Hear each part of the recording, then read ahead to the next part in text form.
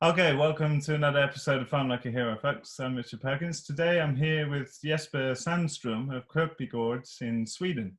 And Jesper is actually a participant on our first online training, and he runs a really nice, diverse 30-hectare farm, pasture-based farm with beef cows and a Ridgedale-style eggmobile, running amidst agroforestry systems. I think he's into planting nut trees too, so we'll talk about that, as well as running a no-dig market garden. And Jesper also collaborates with 3 other farms and a micro dairy to run a collaborative farm shop. One of them is Molly, who we'll actually speak to in the next episode, who was a former intern here at Ridgedale. So I'm super excited to hear how things have been developing. Jesper, thanks so much for taking the time out to be with us today. Okay, hello.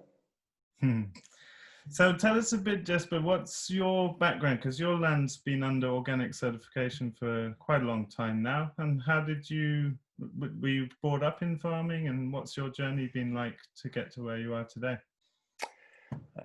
No, I haven't been brought up in farming.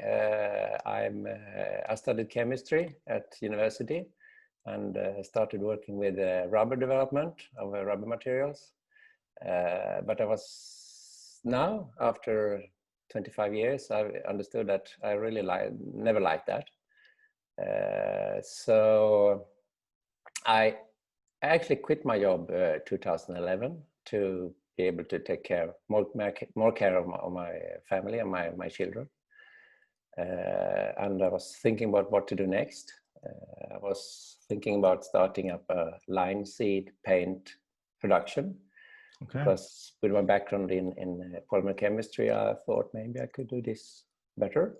I had some ideas and maybe not the best ideas. So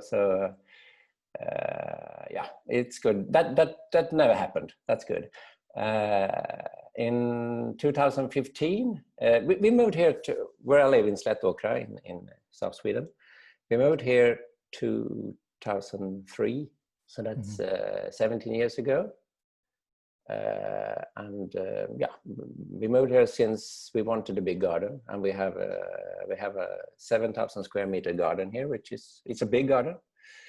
I was so I've been growing vegetables for many years, and now when we got this big garden, I could increase that interest, and I could start to plant fruit trees. Fruit trees has always been an interest. So that was happened. We planted trees, and we planted, growing vegetables. And this 7,000 square meters garden became too small. So I started to think, what should we, where, I got very interested in permaculture. Yeah. So how could I plant a fruit forest? That was a thing I started to think about.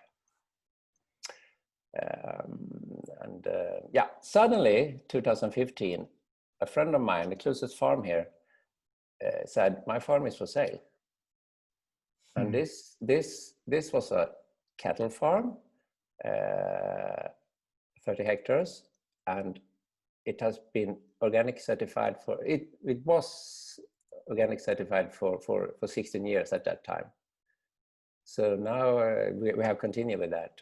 So now it's been certified for more than 20 years, which is fantastic. Yeah. So I started to think, okay. So just to clarify, Jesper, you bought a family house in the village, because there's a house on the farm, isn't there? But that's rented out. Yeah. Because you already had a house when you bought the farm. Yeah. We live beside the farm. Yeah. So still, since we have a nice house here, and I haven't had the possibility to convince my family to move to the farm yet, but we'll see. So no, but I was thinking, okay, the nearby farm is for sale. It's not very expensive. It has been certified for 16 years. It has a very good possibility for a fruit forest. How often will that happen? And then as always, I thought, oh no, this is too early. If it could come in 3 years, then it's better, but not now. Okay, I realized that this was the opportunity. So, and after, yeah, it's a long history, but we were able to buy this farm. Yeah, first someone else wanted to buy it, but then they quit, and yeah, suddenly we had the possibility. So we took Amazing. it. That's how it is. That's how it started. So what was your vision at that point? You just wanted to plant a great big mother of a food forest? Yeah, actually, more or less it was, yeah, we had 20 hectares of arable land, and I thought I could grow some high quality grains on those lands. Mm-hmm. I was interested in that, like healthier grains. Yeah, that was my idea. But nothing more than that. And I asked a friend in the village here if she were interested to participate in this project, because I realized that this will be quite difficult.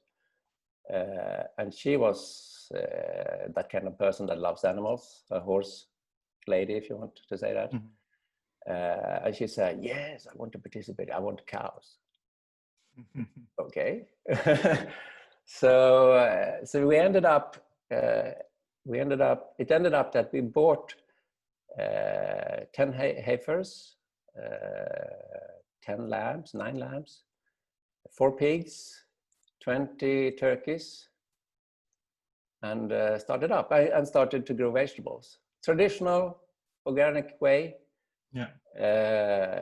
Tilled the land, crops in rows, livestock in 3-hectare paddocks. Yeah, and we did that for like 3 years. So that was how it started. And I saw from the beginning that this land is not fair, that this is not good, this land. We have no flowers. I have beehives here in my garden in the village. Mm-hmm. And I have beehives at the farm. I had that, I still have it. And there were no flowers at the farm, so we didn't get any honey. But you did in your garden. Yeah, exactly. So so I thought about that. I was thinking about that, but I realized that when I was looking around at the fields, all fields are green. There is no flowers here. We asked the neighbors. We are cutting down the grass exactly when the flower starts to come. Yeah. So I didn't like that. So we planted some insects plantings, just flowers. But I felt like it wasn't. I mean, most of the land was organic, but it didn't have a high diversity. Yeah. So yeah. So and I was continuously thinking about this fruit forests, and I was starting to study. Mark Shepard was my first contact with other way of agriculture, because I was interested in planting trees. So I really liked his ideas with Keyline design and and all that. And then I visited you. I don't know if you remember, I was at one of the market garden courses. Yeah.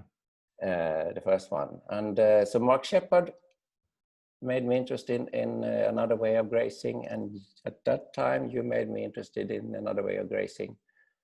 And then I joined your this online course, the first one when we were a group.